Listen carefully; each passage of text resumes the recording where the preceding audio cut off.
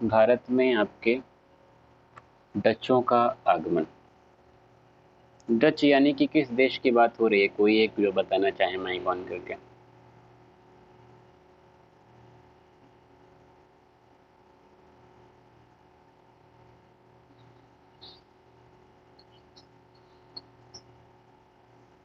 ये 1602 में।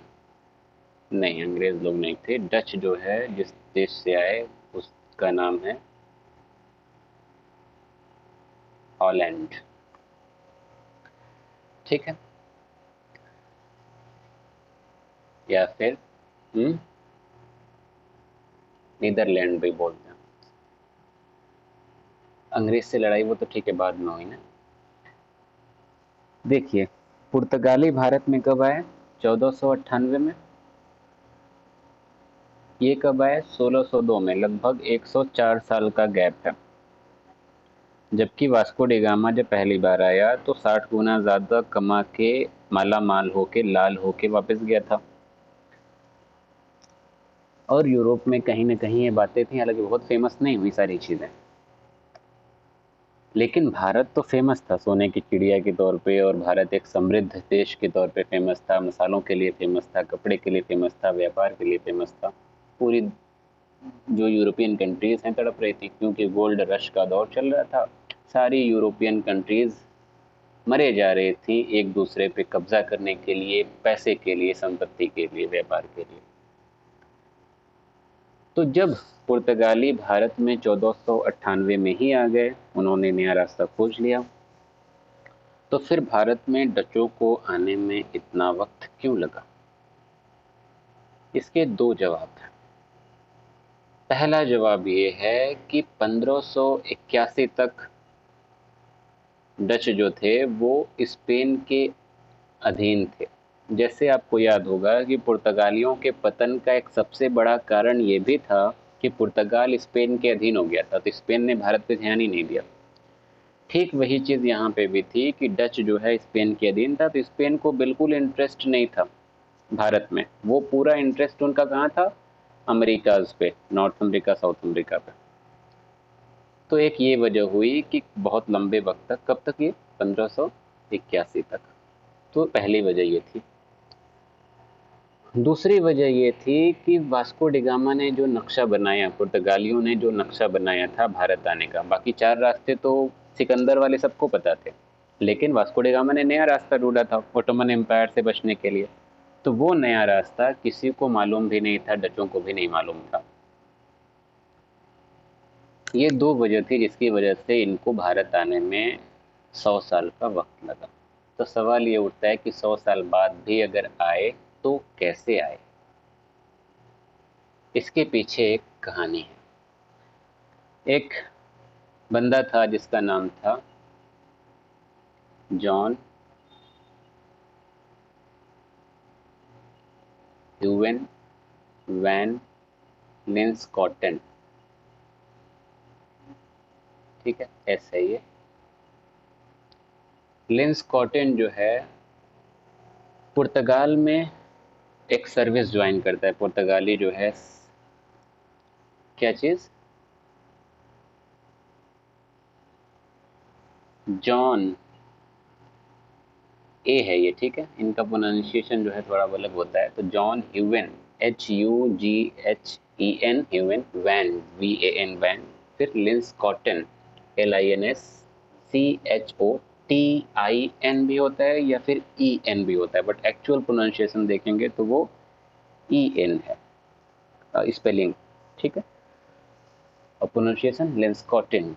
तो ना पूरी तरीके से ई होगा ना पूरी तरीके से ए होगा। तो इसने क्या किया? पुर्तगाली सर्विस ज्वाइन की लिस्बन में।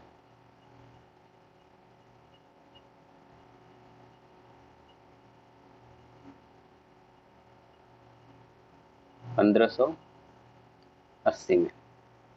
और यहीं पे पुर्तगाल में ही ये अपना जॉब करता था, सरकारी जो भी जॉब थी वो जॉब कर रहा था। फिर बाद में इसका ट्रांसफ़र हो गया, इसको शिफ्ट कर दिया गया गोवा में, क्योंकि गोवा में पुर्तगालियों का राज था। तो गोवा में वहाँ का जो आर्क बाइशप था, या आर्क बिशप कह लीजिए। बिशप कौन होते हैं? पादरियों का एक पद है ये, ठीक है, जो तीसरी रैंक होती है। अगर एक्सटर्नल इंफॉर्मेशन आपको चाहिए तो आप ले सकते हैं। बिशप जो होते हैं ना, ये आपके थर्ड नंबर के फादर होते हैं, पादरी होते हैं। सेकंड नंबर पे आपके आते हैं कार्डिनल, और फर्स्ट नंबर पे आते हैं आपके पोप, जो कि इटली में बैठा होता है। इसका जिक्र भी हम किए थे जब शुरू का बता रहे थे कि रोमन एम्पायर था और पोप के कहने पे पूरी जो क्रिश्चियन दुनिया थी, ईसाई दुनिया थी, कहने पे चलती थी। तो गोवा का जो बिशप था उसका सेक्रेटरी बन गया, सहायक बन गया कौन? लिंस्कॉटन।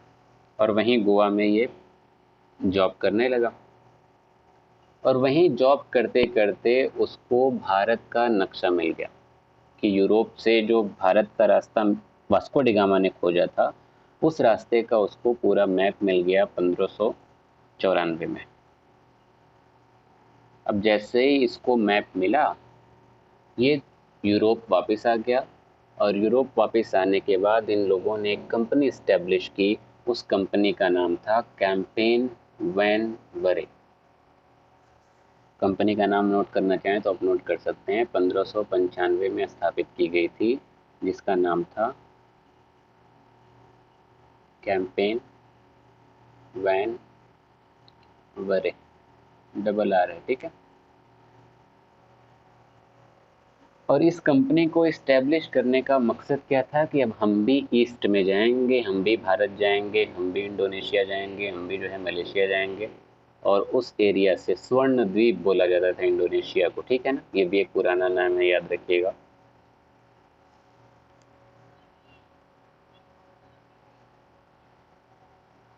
हाँ, मतलब वहाँ के डच के जो जो भी लोग हैं उन्होंने बनाया था। लिंस्कॉटन और कॉर्नेलियस इसके साथ था, ये भी नाम है। ये दोनों जो है कह लीजिए कि मुखिया बन के भारत इंडोनेशिया के लिए निकलते हैं।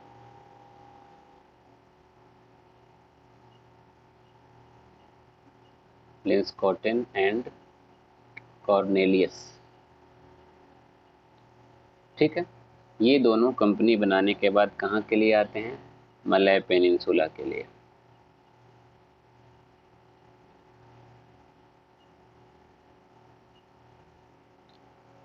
और मलय पेनिनसुला आने का क्या मकसद था? जाहिर सी बात है, इनका भी मकसद था व्यापार करना। यहाँ पे आके ये व्यापार करते हैं। उसके बाद फिर से 1599 में एक और इनका जहाजी बेड़ा आता है, और उस जहाजी बेड़े में जो शख्स आता है उसका नाम था जैकब वैन निक।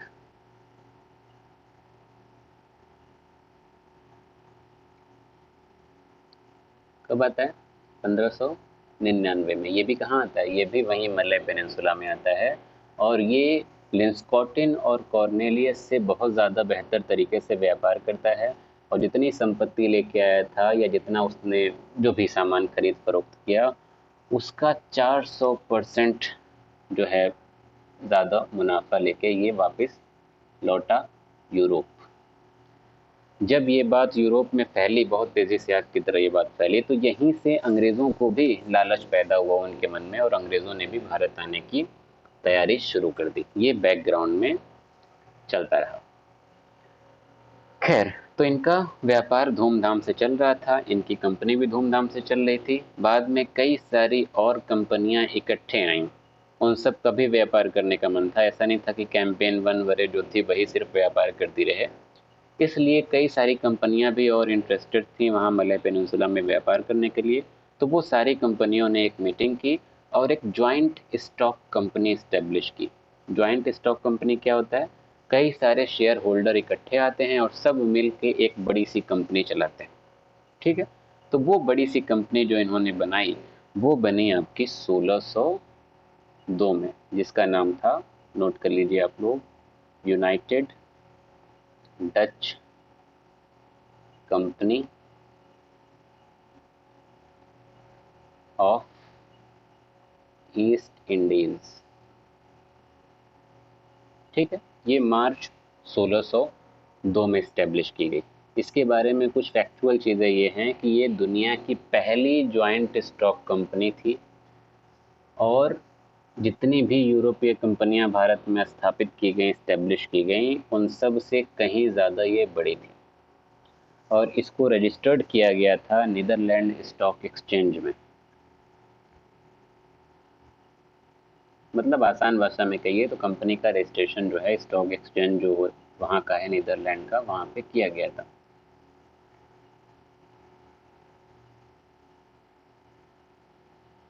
दूसरी बात अभी हम क्या बताया कि ये कंपनी सबसे बड़ी थी बाकी यूरोपीय कंपनियों की जो है तुलना में। और वो बड़ी किस कंटेक्स्ट में थी? पहला तो पूंजी की तुलना में भी बहुत बड़ी थी, बाकी यूरोपीय कंपनियों की तुलना में इसके पास 10 गुना ज़्यादा पूंजी थी। बाकी यूरोपीय कंपनियों की तुलना में इसके पास बहुत ज़्यादा जहाज़ थे, लगभग 150 के आसपास इनके पास ट्रेडिंग शिप्स थे, जो व्यापार के लिए जहाज़ का इस्तेमाल होता है ना, 150 से ज़्यादा थे। इसके अलावा परेशानी हो, युद्ध वगैरह हो, तो उसके लिए इन लोगों के पास 40,000 से ज़्यादा जो है वॉरशिप्स थे, यानी कि वो जहाज़ जो युद्ध में इस्तेमाल होते हैं। प्लस 10,000 के आसपास इनके पास सेनाएं थीं, और इनकी कंपनी में लगभग 50,000 एम्प्लॉयज़ काम करते थे। इसी से अंदाज़ा लगा सकते हैं कि ये कंपनी कितनी बड़ी थी और इनका व्यापार कितना जो है धूमधाम से चल रहा होगा। लेकिन खास बात फिलहाल ये है कि ये लोग जो है अभी सिर्फ और सिर्फ मलय पेनिनसुला पे ही फोकस कर रहे थे, क्योंकि ये पहले वहीं पे गए थे। और मलय पेनिनसुला पे, जी कोई कुछ कहना चाहता है?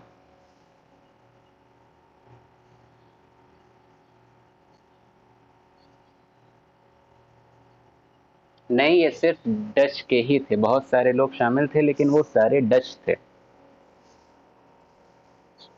हम्म, ठीक है। तो मलय पेनिनसुला पे इन्होंने अपना व्यापार जो है धूम धड़ाके से शुरू कर दिया, और धीरे धीरे अब ये लोग एक्सपेंशन भी कर रहे थे। वहां पे उन्होंने बंटम के सुल्तान, बंटम की अभी हम बात किए ना, बंटम के सुल्तान से उन्होंने बट्टाविया, जो कि उसकी राजधानी थी, इसको इन्होंने कैप्चर किया। मैं कैप्चर नहीं किया बल्कि दोस्ती से इन्होंने अपने पास कर लिया, हासिल कर लिया।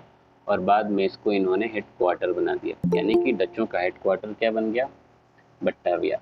इस तरीके से वो मलय पेनिनसुला यानी कि मलेशिया से धीरे धीरे आगे बढ़ते रहे। मलेशिया, नाम नोट कर लीजिए, मलेशिया में इन्होंने अपने व्यापार किया, अपना एक्सपेंशन किया। इंडोनेशिया में किया, सिंगापुर, ईस्ट तिमोर, ये सारे वहीं पे रीजन हैं। आप लोग एक बार एटलस खोल के देख लीजिएगा। इन सारे रीजन पे ये धीरे धीरे इन्होंने अपना एक्सपेंशन किया। और मेनली जो ये फोकस कर रहे थे वो सिर्फ और सिर्फ मसालों पे। पूरा व्यापार इनका शुरुआत में मसालों पे ही आधारित था। कई सारे मसालों को इन्होंने इंट्रोड्यूस किया, कई सारी जो है क्रॉप्स को इन्होंने इंट्रोड्यूस किया, और कई सारी ऐसी क्रॉप जो पहले से ही मौजूद थी उन्होंने बढ़ावा दिया उसको। कौन कौन सी क्रॉप थी वो भी आप लोग नोट कर लीजिए। जैसे कि ब्लैक पेपर ऑलरेडी पैदा हो रहा था, तो इसको इन्होंने और आगे बढ़ाया, काली मिर्च। इसके अलावा नटमेग, नटमेग को हिंदी में क्या बोलते हैं? जायफल। इसके अलावा सिनेमन, सिनेमन को क्या बोलते हैं? इलायची। ठीक है। तो ये सब क्रॉप पहले से पैदा होते थे, तो इनको उन्होंने और आगे बढ़ाया। इसके अलावा कुछ नए क्रॉप्स का उत्पादन भी इन्होंने किया। वो कौन कौन से थे? उसमें एक था आपका चाय, एक आपका था कॉफ़ी, रबर, कोकोआ। इसका इन्होंने प्रोडक्शन भी किया और इसको प्रमोट भी किया। और बहुत बड़ी तादाद में इन्होंने इन सब चीज़ों का उत्पादन किया, और उत्पादन के लिए इन्होंने बहुत ज़्यादा जुल्म सितम किए। वहाँ के जो आम लोग थे उन लोगों से इन्होंने ज़बरदस्ती काम करवाए, ज़बरदस्ती ओवर टाइम करवाया, बीमारी में उन्होंने उनका ध्यान नहीं रखा, बच्चों से ज़बरदस्ती काम करवाए, और बहुत ही कम मजदूरी देते थे। और कई बार ऐसा भी होता था कि बिना मजदूरी के वो पूरा पूरा दिन इन लोगों से काम करवाते थे।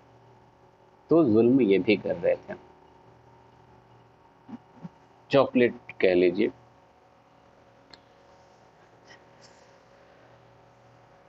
ठीक है, तो ये सारी चीज़ें उन्होंने इंट्रोड्यूस की और प्रमोट की और उसका प्रोडक्शन किया।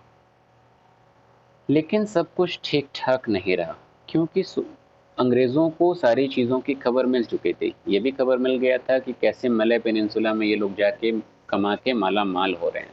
तो अंग्रेज़ भी तैयारी कर चुके थे और 1602 में अचानक ये जो है बाइक पे एंट्री मारते हैं। कहाँ एंट्री मारते हैं? मलय पेनिनसुला पे। बाइक पे नहीं मारते हैं, मतलब जहाज़ पे मारते हैं और पहुंचते हैं मलय पेनिनसुला, क्योंकि इनका भी मकसद था कमाना। कहाँ गया?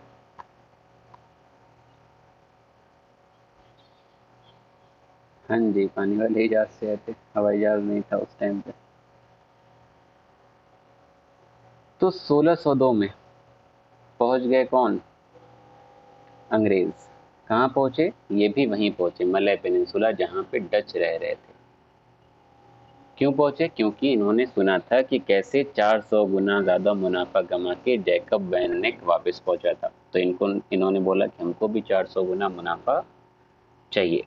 तो ये लोग भी वहाँ पे सेटल हो गए और बढ़िया से व्यापार हो रहा था। ऐसा नहीं था कि जाते ही डचों से लड़ाई होने लगी, नहीं, बिल्कुल नहीं। बल्कि शुरुआत में तो डचों की और इंग्लिश की दोस्ती थी। लेकिन ये है कि हर यहाँ पे जो दोस्ती हुई ना इन लोग की, क्योंकि यूरोपियों का देखिए अभी हम बताया कि ये लोग गोल्ड रश के पीछे थे, गोल्ड रश का दौर चल रहा था, सबको पैसा चाहिए था। तो ये लोग दोस्ती भी पैसे के लिए कर रहे थे। तो शुरुआत में तो ठीक ठाक दोस्त रिश्ता था और ये लोग जो है इतना इन लोगों का जो है गठजोड़ हो गया था कि पुर्तगालियों के खिलाफ ये दोनों मिले भगे रहते थे। लेकिन बाद में इन दोनों के बीच में भी दुश्मनी हो गई और ये इंग्लिश क्या करने लगे, ये षड्यंत्र रचने लगे डचों के खिलाफ, क्योंकि इनको और मुनाफा चाहिए था और ज़्यादा इनको मोनोपोली चाहिए थी। ये चाहते थे कि हम ही जो है सब कुछ रहें। और जब इस बात का पता डचों को चला तो डचों ने अंग्रेज़ों पे हमला कर दिया 1623 में। और 1623 में इतना बुरा हमला किया कि अंग्रेज़ों ने दोबारा कभी हिम्मत नहीं की डचों की तरफ उंगली उठाने की। हालांकि बाद में होता है, लेकिन अगले कुछ वक्त के लिए इंग्लिश की जो है हालत ख़राब हो गई, क्योंकि डचों ने अंग्रेज़ों का नरसंहार यहाँ पे किया था। और नरसंहार किया था इसलिए इस घटना को बोलते हैं अम्बोयना मैसेकर।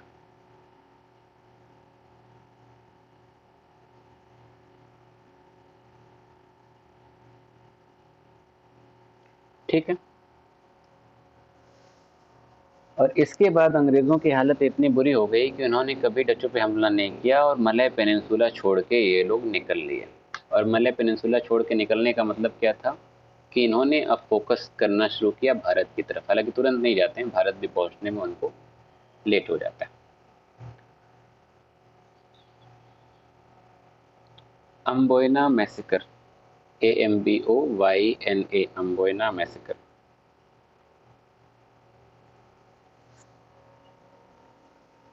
ठीक है, तो ये सारी कहानी थी आपके मलय पेनिनसुला की। उसके बाद अब डच फोकस करते हैं भारत की तरफ। और भारत कब आते हैं ये? 1605 में।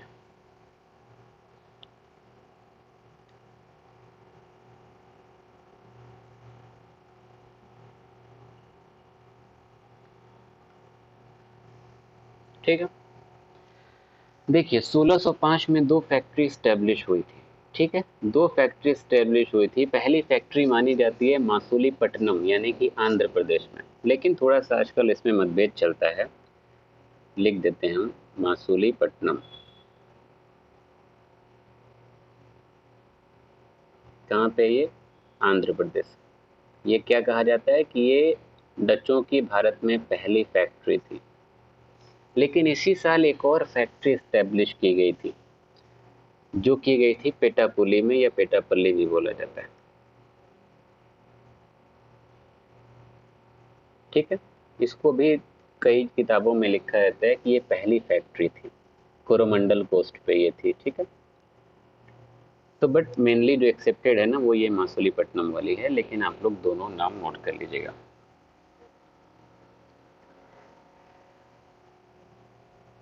खास बात यहाँ पे क्या थी कि यहाँ पे इन्होंने कोई हमला वगैरह नहीं किया था, कोई अटैक नहीं किया था, किसी से आके लड़ाई नहीं की थी, बल्कि जो मासूलीपट्टनम में इन्होंने फैक्ट्री स्टैब्लिश की थी ना, वो गोलकोंडा के सुल्तान से परमिशन लेके की थी।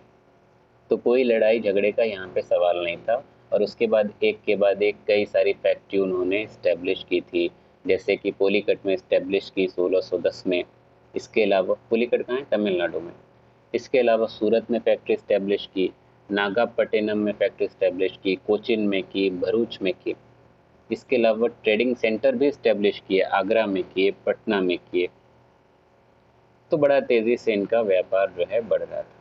और पेटापुल्ली में जब इन्होंने फैक्ट्री स्टैब्लिश की थी, अब पहली की होगी या दूसरी की होगी ये तो मतभेद वाली बात है, पेटापुल्ली को ही इन्होंने अपना कह लीजिए कि एक तरीके से राजधानी बनाया था। ये थोड़ा सा एक्स्ट्रा इंफॉर्मेशन है। राजधानी बनाने का क्या मतलब था कि ये यहीं से भारत के एरिया को कंट्रोल करते थे। और उस राजधानी को जो टर्म दिया गया था डचों की तरफ से, उसको बोलते थे कोरोमंडल गवर्नमेंट।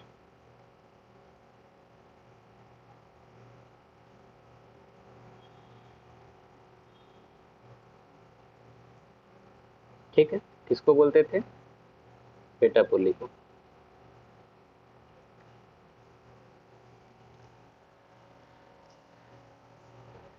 क्या बोलते थे, कोरोमंडल गवर्नमेंट, ये याद रखिएगा। इसके बाद इनकी कहानी धीरे धीरे आगे बढ़ती रही, फैक्ट्री इस्टेब्लिश हो गई थी। तो बाद में इन्होंने एक किला भी इस्टेब्लिश किया था पुलिकट में, और वो किला इस्टेब्लिश किया था चंद्रगिरी की राजा की परमिशन से, जिसका नाम उन्होंने किले का रखा था फोर्ट ऑफ गैल्ड्रिया, गैल्ड्रिया का किला।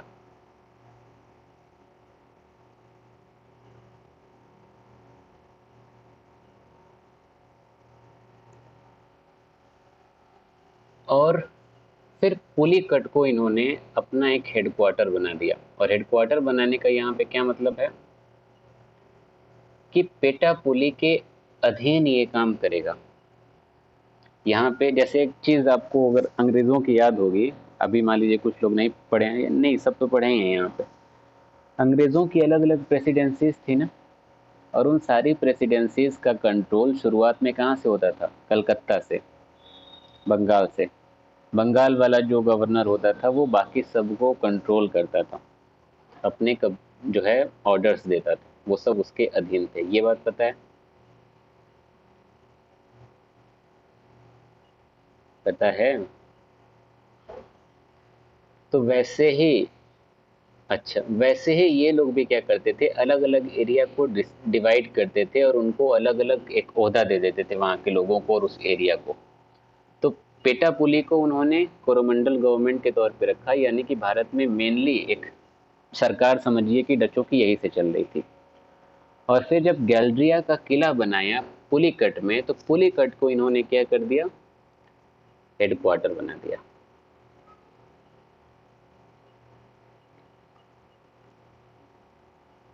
ठीक है, यानी कि अब जितना भी उस पोस्ट पे चीज़ें होंगी, उस एरिया में जो चीज़ें होंगी, वो सब कहाँ से होंगी, पुलिकट से कंट्रोल होंगी। और यहीं से इन्होंने सिक्के भी शुरू किए थे, जिन सिक्कों को कहा जाता था पगोड़ा, पकौड़ा नहीं, ठीक है, पगोड़ा। पगोड़ा सोने का सिक्का होता था जो 42 फनम के बराबर होता था। फनम क्या है, फनम चांदी के सिक्के को बोला जाता था। तो 42 चांदी का सिक्का इज इक्वल टू 1 पगोड़ा। ठीक है, इस तरीके से ये धीरे धीरे भारत में अपना विस्तार करते रहे। ट्रेडिंग मोनोपोली इन्होंने इस्टेब्लिश की। मलय पेनिनसुला में ये व्यापार कर ही रहे थे। भारत का जो ईस्टर्न कोस्ट है, पूर्वी तट है, यहाँ पे भी ये धीरे धीरे फैलने लगे। और भारत में अब चूंकि आ गए थे, तो भारत में ये लोग मसालों के साथ साथ टेक्सटाइल पे भी इन्होंने फोकस किया। टेक्सटाइल में जैसे कि कॉटन, सिल्क, प्लस मड़ी आप लोगों ने देखी है ना, जैसे नागिन सीरियल में नाग मड़ी दिखती है ना, तो बट वो नाग की तो होती नहीं, तो एक्चुअल में ऐसे बहुत सारे स्टोन्स वगैरह होते हैं, तो उस पे इन्होंने फोकस किया। प्लस इंडिगो पे फोकस किया। इंडिगो नील होती थी एक, और सॉल्ट पीटर, प्लस तंजीला जी का फेवरेट एक चीज़ है, वो है ओपियम, अफीम। मजाक कर रहे हैं। तो इतनी सारी चीज़ों पे इन्होंने फोकस किया और भारत से इनका व्यापार ठीक ठाक बढ़िया से चल रहा था। ये सारी चीज़ें ध्यान रहे कहाँ पे हो रही हैं, आपके कोरोमंडल कोस्ट पे हो रही हैं, पूर्वी तट पे हो रही हैं। अभी ये लोग ना वेस्ट में गए हैं ना बंगाल साइड गए हैं। तो एक वही बात होती है ना कि इंसान को जितना पैसा आ जाएगा वो और की चाहत करता है। एक बाइक लेगा तो कार की चाहत, कार लेगा तो जो है हेलीकॉप्टर, हेलीकॉप्टर से हवाई जहाज पे चाहत बढ़ती रहती है। तो इतना फैलने के बाद भी इनकी चाहत कम नहीं हो रही थी, तो इन्होंने फैसला किया कि अब थोड़ा सा बंगाल साइड भी जो है घुस लें, वहां से भी थोड़ा कमाई हो जाएगी। तो 1627 में ये एंट्री करते हैं आपकी बंगाल में, और बंगाल में पहली फैक्ट्री एस्टेब्लिश करते हैं। कहाँ पे? पिपली। उसके बाद सेटलमेंट एस्टेब्लिश होता है वहां पे उनका चिंसुरा में और हुगली में। ये भी कहाँ है? बंगाल में। और हुगली को इन्होंने हेडक्वार्टर बना दिया, उस एरिया का, बंगाल साइड का। ठीक है। और यहाँ पे भी एक किला उन्होंने बनाया चिंसुरा में, जिसका नाम था फोर्ट ऑफ गुस्तावुस।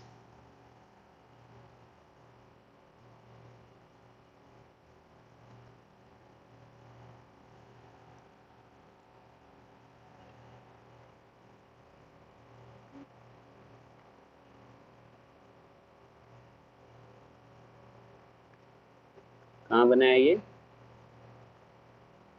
चिंसुरा में। कब हुआ ये? 1653 में। हालांकि किला बाद में धीरे धीरे कंप्लीट किया था इन लोगों ने। 1742 में आके ये किला उन्होंने पूरी तरीके से कंप्लीट किया था। तो पूरा पश्चिम जो है पूर्वी तट इनके अधीन हो गया। अब एक मैप के थ्रू थोड़ा समझिए इसको। ये मान लीजिए आपका भारत है। पहले इन्होंने कोरोमंडल तट पे कब्जा किया, फिर बाद में ये पहुंचे कहाँ पे? बंगाल। और ये इधर का पूरा ये मलय पेनिनसुला इनके कब्जे में था ही। तो ये इतना इलाका क्या हो गया इनके कब्जे में? सिर्फ ये इलाका बचा हुआ था पश्चिम वाला। तो पश्चिम में भी जाना जरूरी था, लेकिन पश्चिम में जाते कैसे? दिक्कत ये थी कि वहां पे ऑलरेडी पुर्तगाली बैठे हुए थे पश्चिम में। मालाबार कोस्ट आपको याद है ना? मालाबार कोस्ट पे जैमोरिन का जो इलाका था, कालीकट हो गया, कन्नौर हो गया, गोवा हो गया, सब किसके अधीन था? सब पुर्तगालियों के अधीन था। तो यहाँ पे पुर्तगालियों को हराना जरूरी था। तो इसके लिए डच क्या करते हैं? कोचिन के राजा से मदद लेते हैं। ठीक है। कोचिन के राजा प्लस डच, और पुर्तगाली ऑलरेडी कमजोर तो हो ही चुके थे। दोनों अटैक करते हैं किस पे? पुर्तगालियों पे। और पुर्तगालियों की यहाँ पे हार होती है, और इस तरीके से ये मालाबार कोस्ट में प्रवेश कर जाते हैं। और कोचिन के राजा की मदद से ही कोचिन में अपना सेटलमेंट बनाते हैं, और कोचिन में भी एक किला इस्टेब्लिश कर देते हैं, जिस किले का नाम था विलियम फोर्ट, विलियम किला। कंफ्यूज मत होइएगा, अंग्रेजों ने भी एक किला बनाया था जिसको बुलाया जाता था फोर्ट ऑफ विलियम। वो दूसरा है कलकत्ता में, ये दूसरा है जो कि आपका मालाबार कोस्ट पे है। तो इस तरीके से पहला जो इनका मालाबार कोस्ट में केरला में कब्जा हुआ वो हुआ कोचिन पे। फिर बाद में एक और जगह है पुरक्कड़। पुरक्कड़ एक गांव है केरला में, यहाँ पे इन्होंने कब्जा किया। फिर उसके बाद कालीकट में कब्जा का मतलब शासन नहीं करते थे, सिर्फ व्यापार के लिए। कालीकट ये भी कहाँ पे है? केरला में। और एक जगह है क्रैगनोर, यहाँ से भी इन्होंने व्यापार किया। ठीक है। पुरक्कड़ से इन्होंने काली मिर्च का व्यापार किया, और क्रैगनोर से भी काली मिर्च का व्यापार किया। और इन दोनों जगहों पे काली मिर्च के व्यापार पे इन्होंने अपना एकाधिकार स्थापित कर लिया, यानी कि मोनोपोली क्रिएट कर दी। एकाधिकार कल भी बताए थे, कई बार बता चुके हैं। एकाधिकार का मतलब किसी भी सामान पे अगर आपका एकाधिकार है, मान लीजिए मेरा अगर अमरूद पे एकाधिकार है, तो अमरूद सिर्फ हम ही बेचेंगे अपने पूरे एरिया में, और किसी को भी अमरूद खरीदना है तो हम ही से खरीदेगा। ना कोई और अमरूद बेच सकता है, ना कोई और कहीं से ला के बेच सकता है, ना खुद कोई पैदा करके बेच सकता है। अमरूद लेना, बेचना, खरीदना सब मेरे अधिकार में होगा। ये होती है मोनोपोली। तो यहाँ पे काली मिर्च का एकाधिकार यानी कि ब्लैक पेपर की मोनोपोली हुई। तो ब्लैक पेपर सिर्फ और सिर्फ किसके अधीन रहा? डचों के अधीन रहा। इस तरीके से उनका व्यापार बहुत तेजी से बढ़ता रहा।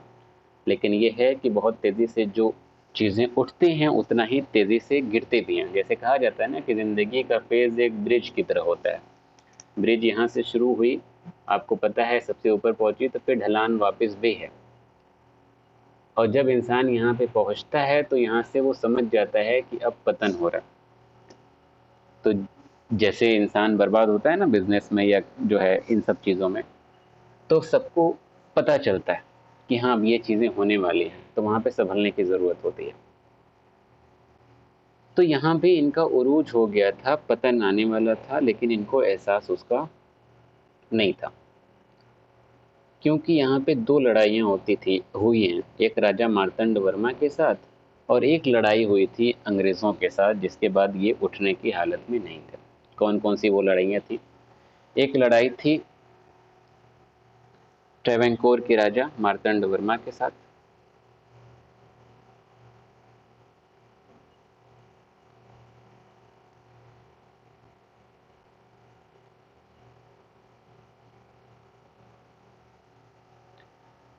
ठीक है, ये लड़ाई हुई आपकी 1741 ईस्वी में, जिसको बोला जाता है बैटल ऑफ कोलाचल, कोलाचल का युद्ध।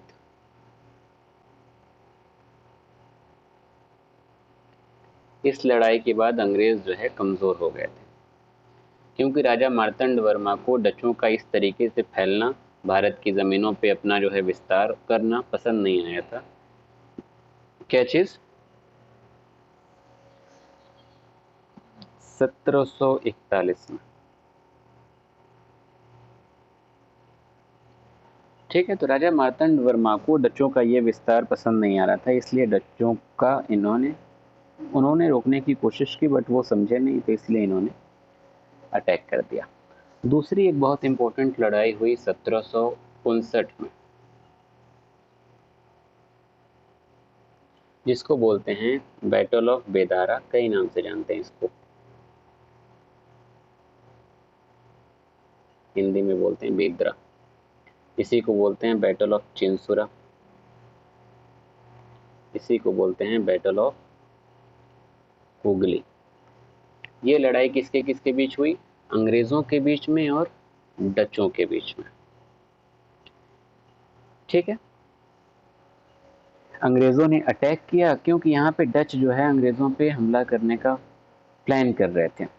इंग्लिश को इसकी बात पहले से पता चल गई, और अंग्रेजों ने क्या किया, उससे पहले पहले डचों पे हमला कर दिया बंगाल में। और बंगाल एक बहुत प्रॉस्पेरस जगह थी तब भी और आज भी, क्योंकि वहाँ पे मिट्टी बहुत बेहतर है नदियों की वजह से, और वहाँ पे किसी भी क्रॉप का प्रोडक्शन बहुत बेहतर होता था। अंग्रेज़ों को बंगाल का लालच बहुत पहले से भी था, और ये एक मौका भी दिख गया डचों से बदला लेने का भी। तो इसलिए अंग्रेज़ों ने डचों पे हमला किया, और ऐसा हमला किया कि डच जो है दोबारा उठने की हालत में नहीं रहे, बल्कि इसके बाद धीरे धीरे करके वो भारत छोड़ के भाग गए, जो एक बहुत बड़ी वजह बना भारत में डचों के पतन का। इसके अलावा कुछ इंटरनेशनल ऐसी चीज़ें भी हुई जो एक वजह रही। उसमें एक वजह आती है आपकी फ्रेंच रिवॉल्यूशन।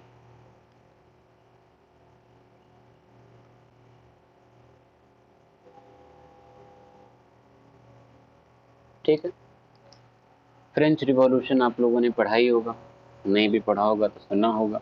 फ्रेंच रिवॉल्यूशन के बाद एक महान इंसान आया था, नेपोलियन बोनापार्ट। नेपोलियन ने पूरी दुनिया को तबाह किया हुआ था, हर जगह युद्ध कर रहा था फालतू में, इधर देखो जिधर देखो, मतलब पूरा जितने भी यूरोपियन कंट्रीज थी ना सब बर्बाद हुई पड़ी थी फ्रेंच रिवॉल्यूशन के बाद। तो नेपोलियनिक वॉर की वजह से वहाँ पे यूरोप में दिक्कत हो रही थी बहुत ज़्यादा, और उसी वॉर के बाद वहाँ पे 1824 में एक संधि साइन हुई थी यूरोप में। भारत से इसका कनेक्शन नहीं था, यूरोप में संधि साइन हुई थी अंग्रेज़ों के और डचों के बीच में।